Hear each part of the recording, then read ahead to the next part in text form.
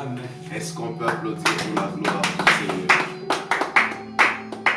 Amen, amen. Amen. Eh bien, nous aimerions nous présenter. Nous sommes de l'église Remote Ministries, Réomine en sigle. Nous sommes de la paroisse La Grâce, la paroisse de Lubumbashi. J'aimerais me présenter. Je réponds au prénom de Pierrot, évangéliste Pierrot de l'église Rehoboth Ministries. À ma droite, nous avons le prophète Jérémie. À ma gauche, nous avons le prophète Silas. Nous avons aussi le clavieriste qui nous accompagne. Eh bien, ce soir, nous venons devant de vous à travers cette émission pour pouvoir parler de Jésus. Jésus-Christ étant notre Seigneur et Sauveur. La Bible dit ceci, que il n'y a aucun autre salut que dans le nom de Jésus.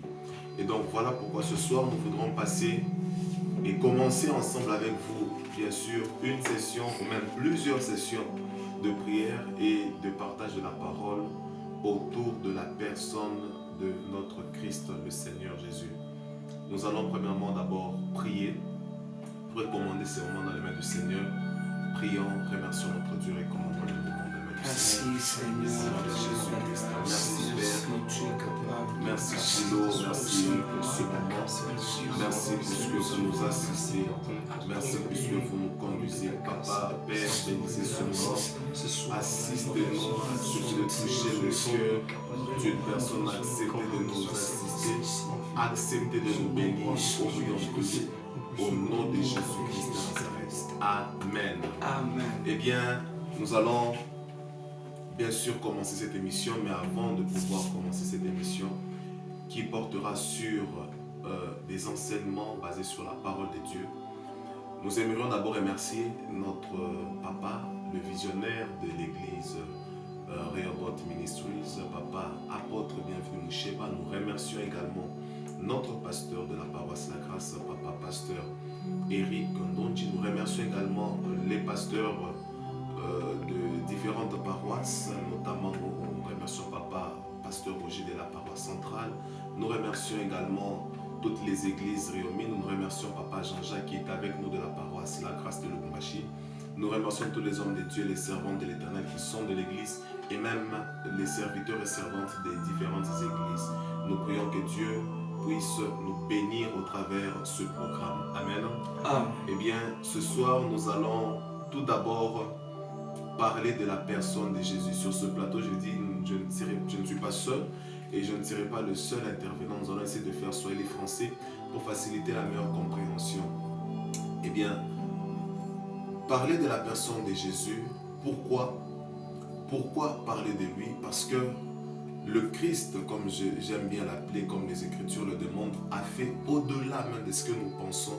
Il a fait au-delà de ce que nous pouvons même nous imaginer. J'aimerais que nous puissions partager une portion des Écritures dans le livre de Galates chapitre 5, le verset 1er. La Bible dit ceci: c'est pour la liberté que Christ nous a affranchis.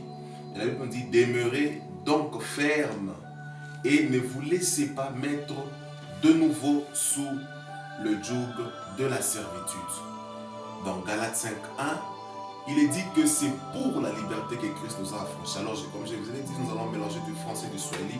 Nous allons prendre un peu de temps dans ce partage d'un enseignement comme celui-ci. Et après, on entre dans la prière. L'objectif est d'enseigner, de montrer au peuple de Dieu l'œuvre salvatrice, montrer la puissance que nous avons dans le nom de Jésus. L'objectif, c'est de montrer également à l'Église qu'est-ce que le Christ a fait et qu'est-ce qu'il peut encore faire présentement dans la vie de mon frère, de ma soeur qui nous suivra bien sûr au travers de ce programme. Alors je passe la parole à papa Jérémie. Il est dit que c'est pour la liberté qu'il nous a affranchis et que nous ne devons pas nous mettre de nouveau sous le joug de la servitude. Nikousse Manini, papa prophète Jérémie, Mkifupi Mouile passage. Là c'est vraiment clair parce que Jésus-Christ a présenté comme vérité. Amen. Inaandikiwa kusema mtajua ukweli na ukweli itamifungula. Amen. Donc kumwanzo turipotea parce que tukuyue réalité ilikuwa ndani ya Mungu. Amen. C'est pour cela au moment arrivé à la mwili